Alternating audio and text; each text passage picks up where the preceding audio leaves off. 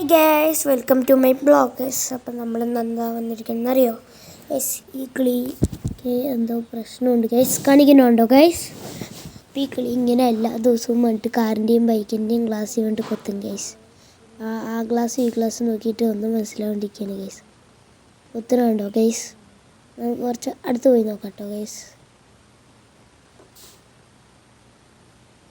ഇപ്പം പോണ്ട.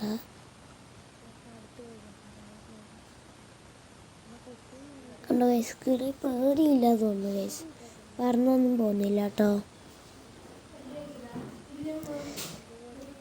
ഗൈസ്.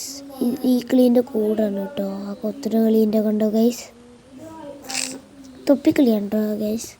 നാരങ്ങയിൽ പിന്നെ ഒരു തൊപ്പിക്കിളീൻ്റെ കൂടുണ്ട് കേട്ടോ. തൊപ്പിക്കിളീൻ്റെ വേറൊരു കിളീൻ്റെ കൂടും കൂടിയുണ്ട് കണ്ട.